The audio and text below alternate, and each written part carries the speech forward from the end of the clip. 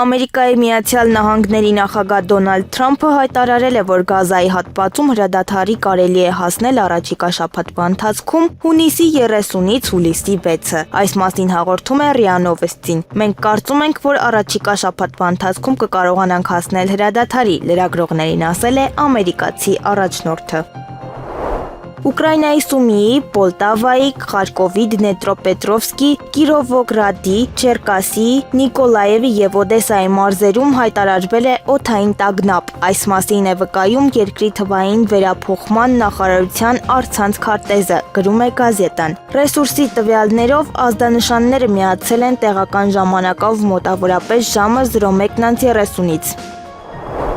Թուրքիան պատրաստ է հյուրընկալել Ռուսաստանի եւ Ուկրաինայի միջև բանակցությունների երրորդ փուլը։ Այս մասին հայտարարել է Թուրքիայի արտաքին գործերի նախարարության ղեկավար Հական Ֆիդանը ԱՀԲ հեռուստաալիքին տված հարցազրույցում։ Նախարարը նաեւ ասել է, որ նախորդային բանակցություններ է վարել կողմերի հետ, որոնց ընթացքում քննարկվել են երկրորդ փուլի ընթացքում կայացված որոշումները։ Եթե միմյանց տված խոստումները կատարվեն, մենք կտեսնենք կողմերի կամքը բանակցությունների երրորդ փուլի համար, նշել է դիվանագետը։ Հունիսի 27-ին Ռուսաստանի նախագահ Վլադիմիր Պուտինը հայտարարել է, որ Ռուսաստանը պատրաստ է Ուկրաինայի հետ բանակցությունների երրորդ փուլին։ Նրա խոսքով Մոսկվան եւ Կիևը պետք է համաձայնության գան բանակցությունների հաջորդ փուլի վայրի եւ ժամանակի շուրջ։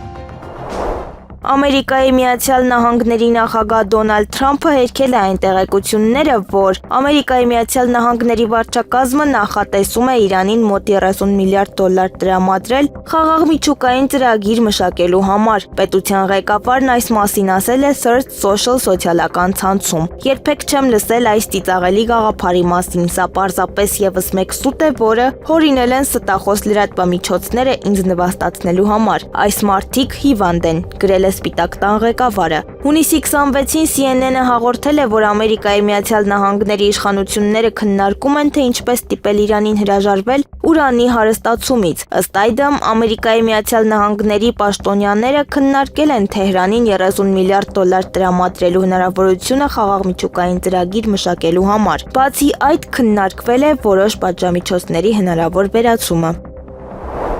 Ռուսական զորքերի առաջխաղացումը Ուկրաինայում նվազեցնում է Կիևի համար հասանելի հազվագյուտ մետաղների հանքավայրերը, հաղորդում է New York Times-ը։ Ռուս զինվորականները վերահսկում են արժեքավոր լիթիումի հանքավայրը Դոնեցկի մարզում, Ուկրաինայի արևելքում, զրկելով երկիրը կարևորագույն ակտիվից, որը կարող էր օգնել աջակցել Միացյալ Նահանգների հետ տնտեսական գործընկերությանը, ասվում է հրատարակության մեջ։ Պարբերականը նշում է, որ հանքավայրը նախատեսված էր օգտագործել որպես Ուկրաինայի եւ Միացյալ Նահանգների միջև ռազմավարական համաձայնագրի մաս։ Վաշինգտոնի համար կարևորագույն հանքային ռեսուրսների վերաբերյալ, որքան շատ տարածք են զբաղեցնում ռուսական զինվորականները Ուկրաինայում, այնքան քիչ ռեսուրսներ կարող է Կիևը առաջարկել Վաշինգտոնին։ Ռուս զինվորականները մոտենում են տիտանի եւ այլ հումքի նոր հանքավայրերի, ընդգծել է պարբերականը։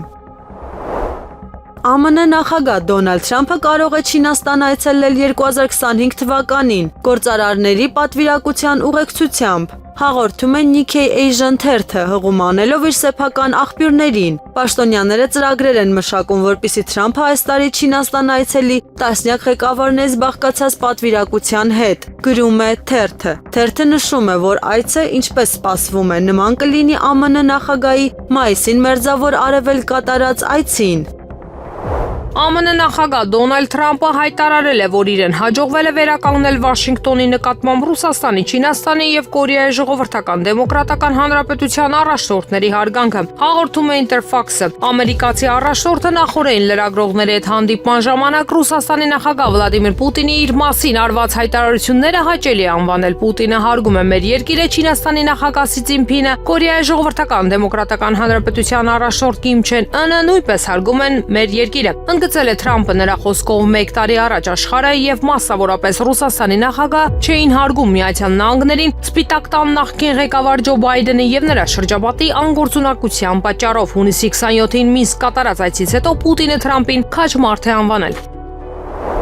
Վարչապետ Նիկոլ Փաշինյանի որոշմամբ Անդրանիկ Սիմոնյանը նշանակվել է ԱԱԾ տնօրեն որոշման մեջ ասվում է. ղեկավարվելով հանրային ծառայության մասին օրենքի 9-րդ հոդվածի 5-րդ մասով եւ ազգային անվտանգության մարմինների մասին օրենքի 4-ի 1 առաջին հոդվածի 2-րդ մասով Անդրանիկ Սիմոնյանի նշանակել ազգային անվտանգության ծառայության տնօրեն։ Վարչապետի մեկ այլ որոշմամբ Անդրանիկ Սիմոնյանն ազատվել է ազգային անվտանգության ծառայության տնօրենի տեղակալի պաշտոնից։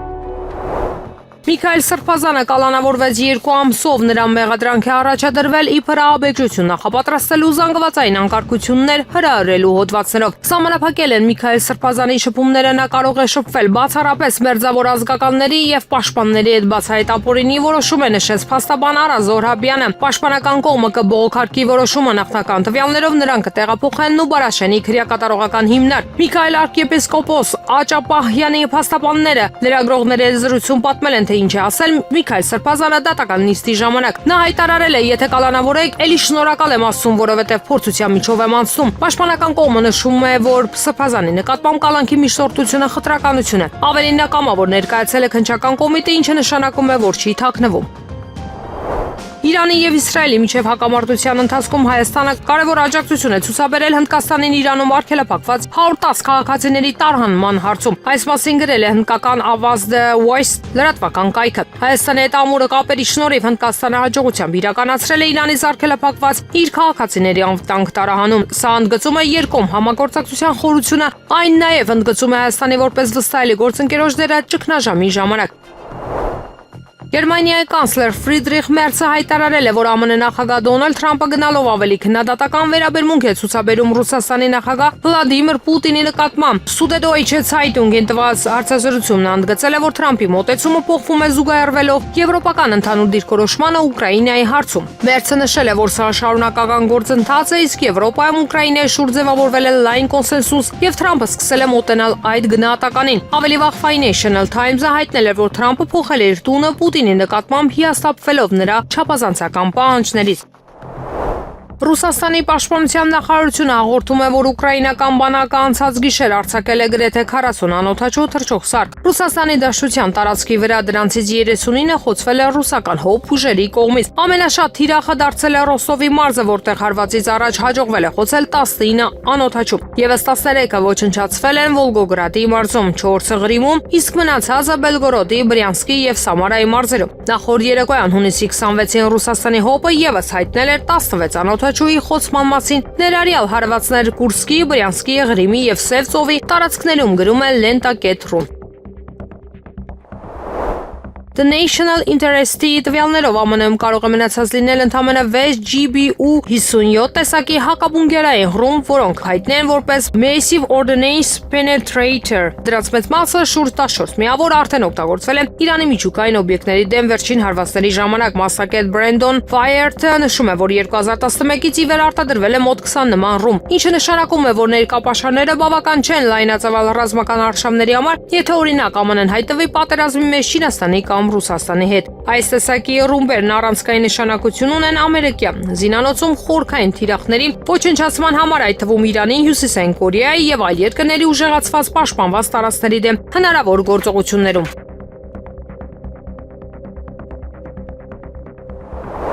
Գերմանիայի դեսպան Ալեքսանդր Լապստորֆը ավելի քան 2 ժամ անցկացրել է Ռուսաստանի արտաքին գործերի նախարարությունում, որից հետո դուրս է եկել շենքից, ինչպես հաղորդում է ՏԱՍՍ դեսպանը, պարզաբանել է, որ հանդիպման ընթացքում քննարկվել են Գերմանիայում ռուս լրագրողների աշխատանքի պայմանները։ Հանդիպումը տեղի ունեցել ռուսական կողմի նախաձեռնությամբ որպես արձագանք Բերլինի ռուսական մեդիայի դեմ սահմանափակումների քաղաքականությանը։ Լամստորֆի այցը Մոսկվայի արտաքին գործերի նախարարություն խորհրդանշում է Մոսկվա-Բերլին հարաբերությունների շարունակվող լարվածության խորացումը, հատկապես տեղեկատվական դաշտում։ Ռուսաստանի դաշտության նախագահ Վլադիմիր Պուտինը հայտարարել է, որ Ռուսաստանի նպատակն է ավարտել Ուկրաինայում ընթացող հատուկ ռազմական գործողությունները իրեն անհրաժեշտ արդյունքով։ Այդ մասին նա խոսել է Մինսկում կայացած մամուլի ասուլիսում։ Նրա խոսքով երկրի ռազմական բյուջեն ուղղված է ոչ թե ՆԱՏՕ-ի կամ Եվրոպայի դեմ ագրեսիվ ծրագրերի, այլ հատուկ ռազմական գործողությունների նպատակներին հասնելու։ Պուտինը նշել է նաև, որ Ռուսաստանը պլանավորում է աստիճանաբար կրճատել ռազմական ծախսերը, մինչդեռ Արևմուտքն ընդհակառակը դրանք մեծացնում է ավելի վաղ։ Նա ընդգծել է, որ Ռուսաստանը պայքարում է հատուկ ռազմական գործողություններում հանուն իր ապագայի եւ ռուս զինվորներին համարել է հայրենական պատերազմի հերոսների իրավահաջորդներ, գրում է Lenta.ru։ Էստոնիան պատրաստ է իր տարածքում ընդունել ՆԱՏՕ-ի դաշնակից ռազմական ինքնաթիռներ, որոնք կարող են միջուկային մարտագլխիկներ կրել, հայտարարել է Բալթյան Հանրապետության պաշտպանության նախարար Հաննո Պևկուրը Post Times թերթին տված մեկնաբանության մեջ։ Նախարարի խոսքով F-35 կործանիչները, որոնք կարող են կրել տակտիկական միջուկային ռումբեր, արդեն իսկ գտնվում են Էստոնիայում եւ շուտով կրկին կպահպանեն երկրի օդային տարածքը։ Եթե այս ինքնաթիռներից մի քանիսը անկախ իրենց ծագման երկրից ունեն երկակի նշանակության միջուկային զենք կրելու հնարավորություն, դա չի ազդում F-35-ը ընդունելու մեր դիրքորոշման վրա։ Իհարկե մենք պատրաստ ենք ընդունել դաշնակիցներ, հավելել է նա։ Հունիսի 9-ին ՆԱՏՕ-ի գլխավոր քարտուղար Մարկ Ռյուտեն Մեծ Բրիտանիայում կայացած համաժողովում հայտարարեց, որ Դաշինքի երկրները մտադիր են Ամերիկայի Միացյալ Նահանգներից պատվիրել 700 F-35 ինքնաթիռ հաջորդ 4 տարիների ընթացքում։ Հունիսի 24-ին Մեծ Բրիտանիան հայտարարեց, որ կգնի 12 նոր F-35A կործանիչներ եւ կմիանա ՆԱՏՕ-ի միջուկային առաքելությանը։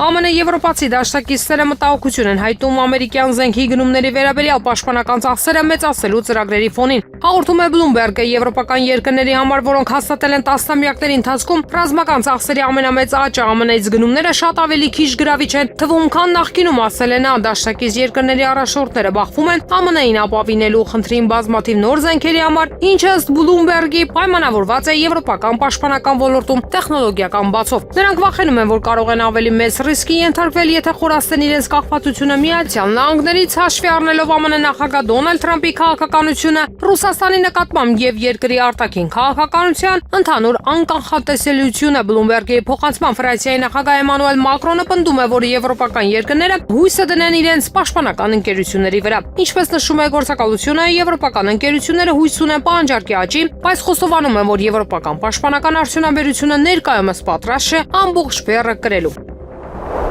Եվրոպան զգուշանում է Միացյալ Նահանգներից զենք գնել ԱՄՆ նախագահ Դոնալդ Թրամփի կողմից Ռուսաստանի նկատմամբ վարվող քաղաքականության, ինչպես նաև ԱՄՆ արտաքին քաղաքականության անկանխատեսելիության պատճառով։ Այս մասին հայտնել է Bloomberg-ը։ Նրանք վախենում են, որ կարող են ավելի մեծ ռիսկերի ենթարկվել, եթե խորացնեն իրենց կախվածությունը Միացյալ Նահանգներից, ասվում է հրապարակման մեջ։ Գործակալության տվյալներով եվրոպական երկրների համար, որոնք հաստատել են տասնամյակների ընթացքում ռազմական ծախսերի ամենամեծ աճը, մինչև հնայի 5% Միացյալ Նահանգներից զենք գնելը թվում է պակաս գրավիչ քան նախկինում, սակայն ինչպես գրում է Bloomberg-ը, եվրոպական երկրները ստիպված են ապավինել Միացյալ Նահանգներին եվրոպական պաշտպանական ոլորտի տեխնոլոգիական հետամնացության պատճառով։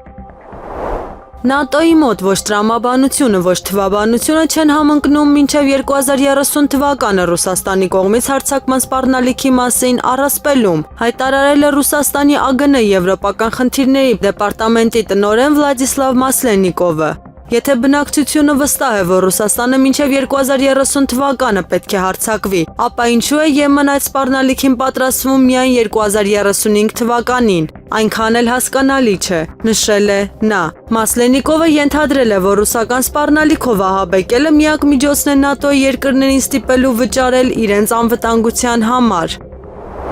ԱՄՆ նախագահ Դոնալդ Թրամփի ընտանիքը զգալի վնաս է կրել 2016 թվականի նախագահական ընտրություններին Ռուսաստանի իբր միջամտության մեղադրանքների պատճառով, հայտնել է քաղաքական գործչի որդի Էրիկ Թրամփը։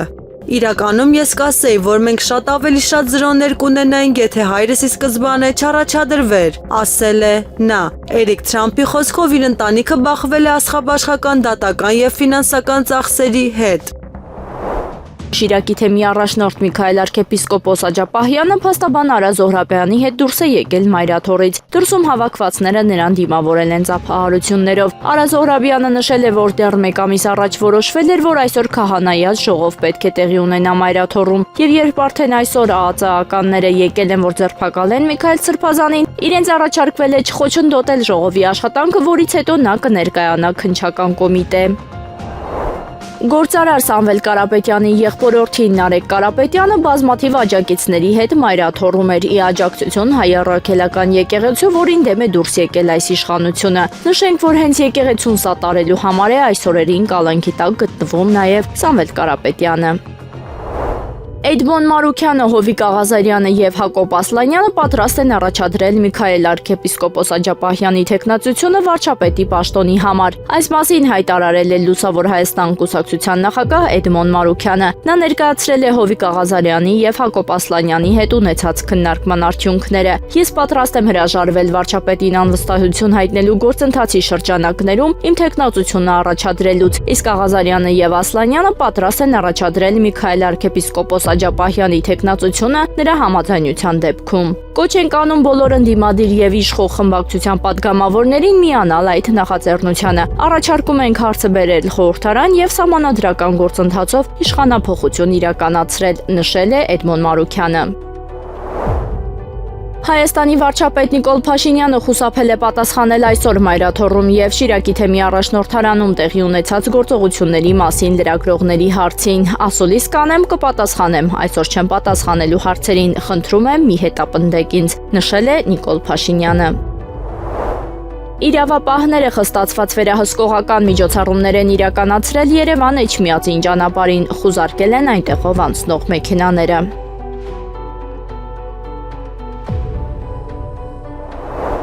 Գերմանիայի դեսպան Ալեքսանդր Լապսորֆը ժամանել է Ռուսաստանի արտգործնախարարություն, ինչպես հայտնում է ՌԻԱ Նովոստին, նրա այցը կապված է Բեռլինի գործողությունների նկատմամբ Մոսկվայի պատասխան քայլերի հետ։ Ռուսական կողմը նախատեսում է ներկայացնել իր պատասխանը Գերմանիայի իշխանությունների կողմից ռուս լրագրողների նկատմամբ իրականացվող ճնշումների եւ հետապնդումների համար։ Դիվանագիտական լարվածությունը ուժ գնացել է վերջին շրջանում կապված արևմտյան երկրների մեդիա դաշտում ռուսական ներկայության սահմանափակումների հետ։ Լեհաստանը պատրաստ է MiG-29 կործանիչներ տեղափոխել Կիև, այս մասին ՓԱՊ գործակալությանը տված հարցազրույցում հայտարարել է Լեհաստանի արտաքին գործերի նախարար Ռադոսլավ Սիկորսկին։ Լեհաստանը իր ներդրումը կունենա աստիճանաբար լեհական բանակին փոխանցելով MiG-29 կործանիչներ, որոնք դուրս են բերվում շահագործումից, ասել է նա։ Միևնույն ժամանակ երկրի արտաքին գործերի նախարարության ղեկավարը չի նշել ժամկետները, թե երբ Վարշավան պատրաստ կլինի կործանիչները տեղափոխել Կիև։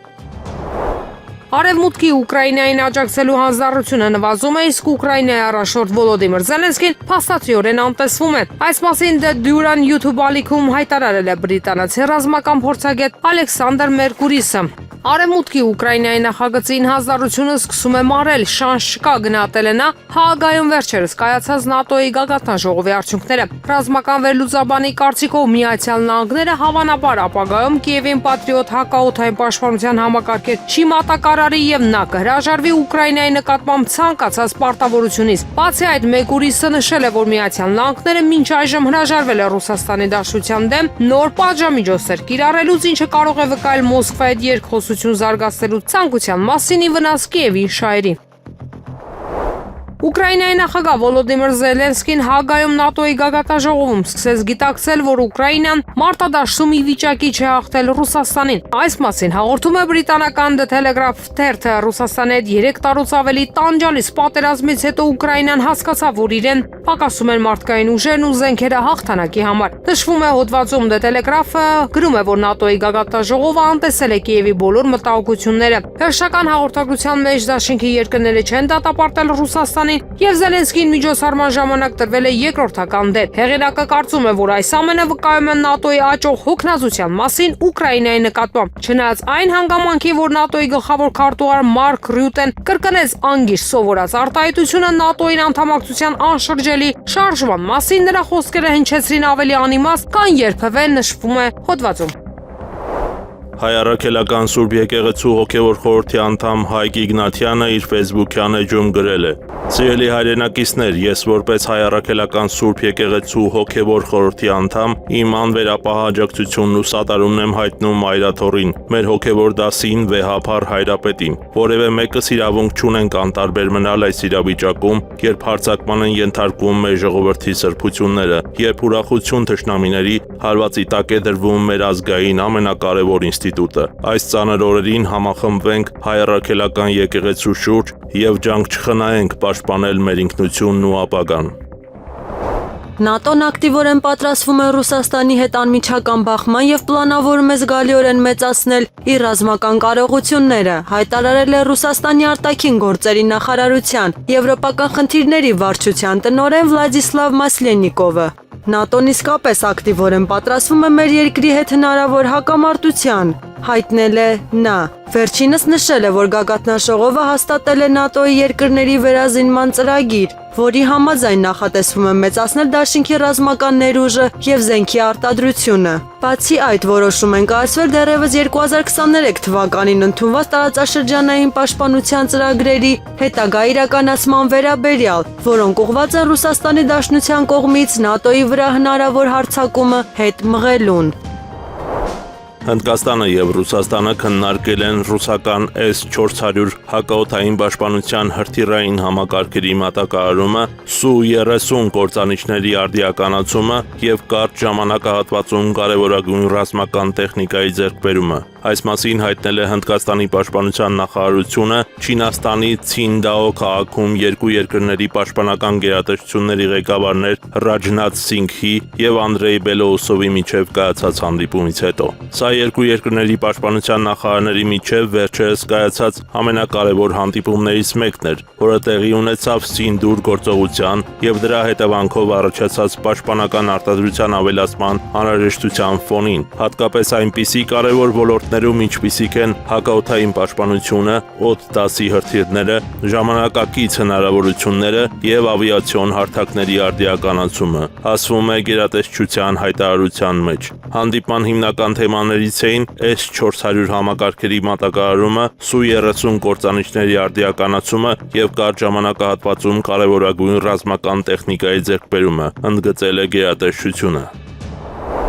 Գերմանիայի կանցլեր Ֆրիդրիխ Մերցը արդարացնելով եւ աջակցելով Իսրայելի ագրեսիան Իրանի դեմ անհարգալից վերաբերմունք է ցուցաբերում սեփական ժողովրդի եւ երկրորդ համաշխարհային պատերազմի հիշատակի նկատմամբ։ Այս կարծիքը հայտնել է Իրանի Իսլամական Հանրապետության արտաքին գործերի նախարարության պաշտոնական ներկայացուցիչ Էսմայիլ Բաղային։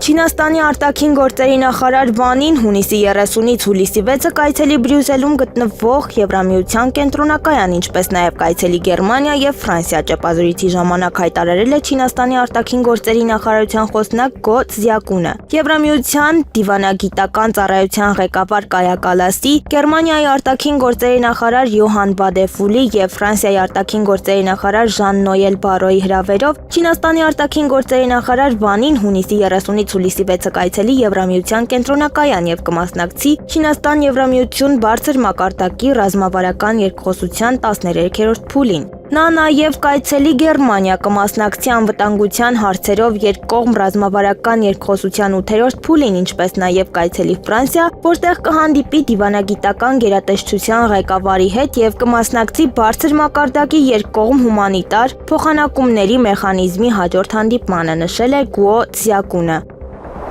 Իսրայելի կործանիչները հարվածել են Հեզբոլահի կրակի կառավարման եւ պաշտպանության օբյեկտին Լիբանանի հարավում, հաղորդում է Իսրայելի պաշտպանության ուժերի մամուլի ծառայությունը։ Իսրայելի ռազմօդային ուժերի կործանիչները հարվածել են Հեզբոլահ ահաբեկչական կազմակերպության կողմից հարավային Լիբանանում կրակի կառավարման եւ պաշտպանության համար օգտագործվող օբյեկտին, ասվում է հայտարարության մեջ։ Այս օբյեկտի արկայությունը եւ այն վերականգնելու փորձերը Իսրայելի եւ Լիբանանի միջև հրադադարի վերաբերյալ համաձայնագրի կոպիտ խախտում են, հավելել է մամուլի ծառայությունը։ Նրա խոսքով հաստատությունը կարևոր ստորգետնյա ցանցի մաս էր կազմում, որը նախկինում ամբողջությամբ դուրս էր եկել շահագործումից Իսրայելի պաշտպանության բանակի հարվածների հետևանքով։ Գերատեսչությունը հավելել է, որ տարածքում Հեզբոլահի գործունեությունը վերականգնելու փորձ հայտնաբերելուց հետո իսրայելական զինվորականները հարվածել են տարածքում գտնվող ահաբեկչական ենթակառուցվածքային օբյեկտներին։ Իսրայելի բանակը թույլ չի տա Հեզբոլահին գործել այս վայրում եւ կշարունակի վերացնել Իսրայել պետությանը սպառնացող ցանկացած սպառնալիք, վստահեցրել է բանակը։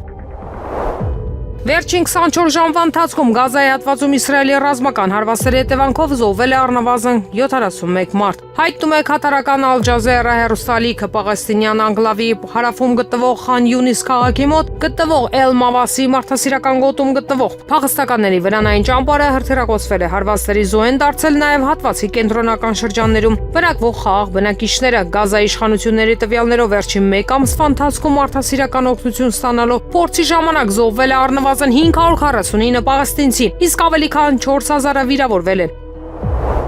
Միացյալ Նահանգները կվերացնի առևտրի ոլորտում Չինաստանի նկատմամբ մի շարք սահմանափակող միջոցառումներ, այս մասին հայտարարել է Չինաստանի ժողովրդական հանրապետության առևտրի նախարարությունը հաղորդում է ՏԱՍ-ը։ Չինաստանը կհաստատի պահանջներին համապատասխանող վերահսկվող ապրանքների արտահանման հայտերը, իսկ Միացյալ Նահանգներն իր հերթին կվերացնի Չինաստանի նկատմամբ ձեռնարկված մի շարք սահմանափակող միջոցառումներ, ասվում է հայտարարության մեջ։ Ավելի վաղ Թրամփը հայտարարել էր, որ Միացյալ Նահանգները եւ Չինաստանը նոր առևտրային համաձայնագիր են ստորագրել։ Նրա խոսքով գործարքը ներառում է չինական շուկայի բացման սկիզբը ամերիկացի արտադրողների համար։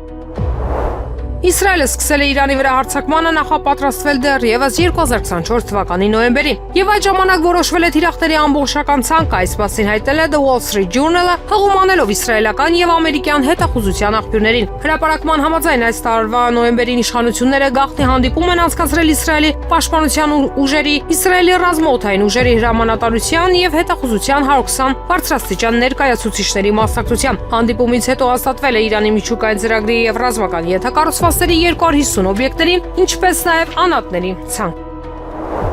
Իրավիճակը մայրաթոռում շարունակում էր գերլարված մնալ։ Ազգային անվտանգության ծառայության աշխատակիցները քաշքշում էին հոգևորականներին, այդ թվում Միքայել Սրբազանին եւ Վեհափառին։ Ժամանել էին նաեւ կարմիր բերետավորները, հատուկ ջոկատայինները, որոնց քաղաքացիները դիմավորում էին թուրք վանկարկումներով։ Քաղաքացիներն ու հոգևորականները թույլ չտվեցին իրավապահներին բերման ենթարկել Միքայել Սրբազանին, սակայն Միքայել Սրբազանն ինքը հայտարարեց, որ գնում է նրանց հետ։ Ես այս երկրի համար սպառնալիք չեմ, սպառնալիքը կառավարությունում է, մայրաթոռում իր խոսքում ասել է Միքայել Սրբազանը։ Տեղունեցումը ապօրինություն է։ Ես սպառնալիք չեմ այս երկրի համար, սպառնալիքը կառավարությունում է նստած։ Հիմնական սպառնալիքը կառավարությունում է նստած։ Ես այս երկրի համար սպառնալիք չեմ եղել, չեմ լինի։ Բայց այն մարդիկ, որոնք այդ խելագարի կամքը կատարում են, եկել են, սպառնում են բռնությամբ, ես գնում եմ իրենց հետ եւ հոգեվորականները կհետևեն ինձ։ Այս կան բան։ Մայրաթոռում խոսքով է հանդես եկել Գարեգին Բ. Վեհափառ Հայրապետը, նա նշել է, որ ամեն ջանքի գործ են դնելու, որ արդարությունը գործի։ Սրբազանը հիմա գնալու է մեր փաստաբանի հետ։ Մենք գնանք Վեհարան, այնտեղ կհամախմբենք, մեր քննարկումները կունենանք եւ եզրահանգումը կանենք մեր հետագա գործողությունների համար։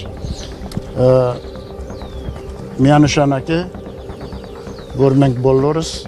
ամենայն ջանքի գործ ենք դնելու, որպեսզի արդարությունը գործի։ Մեր եկեղեցու, մեր եկեղեցականաց եւ մեր հոգեվորականների, մեր սրբազանների եւ երկրի բնականաբար։ Ուժային կառույցների ներկայացուցիչներով շրջապատված Մայրտաճարի տարածքում հոգևորականները քաղաքացիների հետ աղոթք էին բարձրացրել առ Աստված։ Իրավիճակը ժամեր շարունակ լարված պահելուց հետո հատուկ ջոկատայինները մայրաթոռի տարածքից հեռացրել են մեքենան, որով փորձում էին բերման ենթարկել Միքայել Սրբազանին։ Ի վերջո Միքայել Սրբազանին բերման ենթարկել չհաջողվեց։ Ազգային անվտանգության ծառայությունը կոչ է անում նրան չթաքնվել, քանի որ նրա դեմ հանրային քրեական հետապնդում է հարուցվել։ Ռուսաստանի պատմական թշնամիները խոչընդոտ են դարձել Ուկրաինայի հարցով խաղաղության համաձայնագրի կնքման համար։ Այս մասին հայտնել է Ղրիմի խորհրդարանի ղեկավար Վլադիմիր Կոնստանտինովը։ Եթե գործը լիներ Ուկրաինայի հետ համաձայնագրի մասին, այն վաղուց կնքված կլիներ, բայց Կիևի ռեժիմի թիկունքում Ռուսաստանի պատմական թշնամիներն են, նույն բրիտանացիները, նշել է նա։ Բացի այդ, ինչպես նշել է Ղրիմի խորհրդարանի ղեկավարը, գերմանացիներն ու ֆրանսիացիները հույս են փայփայում վրեժ լուծել Ռուսաստանից ծանր պարտությունների համար։ Սերբիայի իշխանությունները չեն կարողանա երկար ժամանակ լավ հարաբերություններ պահպանել Ռուսաստանի հետ, զինամթերք եւ զենք մատակարելով Ուկրաինայի զինված ուժերին։ Այս մասին հայտնել է Դաշնության խորհրդի միջազգային հարցերով հանձնաժողովի անդամ Դոնեցկի ժողովրդական հանրապետության նախկին արտաքին գործերի նախարար Նատալիա Նիկոնորովան։ Այս իրավիճակում երկու նապաստակին հետապնդել չի ստացվի, Սերբիայի նախագահը ստիպված կլինի կոնկրետ ընտրություն կատարել։ Իսկ թե ինչպիսին կլինի այն, ցույց կտան միայն իրական գործերը, ասել է սենատորը։ Նրա խոսքով Ռուսաստանն առաջին անգամ չէ, որ արձանագրում է սերբական զենք զինամթերքի ուկրաինացի զինվորականների ձեռքը ընկնելու փաստերը։ Նա նշել է, որ Ռուսաստանի Դաշնության արտաքին հետախուզության ծառայության հետաքննությունների հրապարակումը կարող է հայտնություն դառնալ սերբ ժողովրդի համար։ Եղանակը առաջիկա օրերին։ Երևան քաղաքում հունիսի 24-ից 3-ը 25-ից 27-ին սպասվում է առանց տեղումների եղանակ։ Հունիսի 28-ից 29-ին երեկոյան ժամերին քաղաքի առանձին հատվածներում հնարավոր է կարճատև անձրև եւ ամպրոպ։ Հանրապետության տարածքում հունիսի 24-ից 3-ը 25-ից 27-ին սպասվում է առանց տեղումների եղանակ։ Հունիսի 28-ից 29-ին կեսօրից հետո առանձին շրջաններում սպասվում է կարճատև անձրև եւ ամպրոպ։ Հնարավոր է նաեւ կարկուտ։ Օդի ջերմաստիճանը հունիսի 24-ից 3-ը 25-ից 28-ին աստիճանաբար կբարձրանա 4-ից 5 աստիճանով։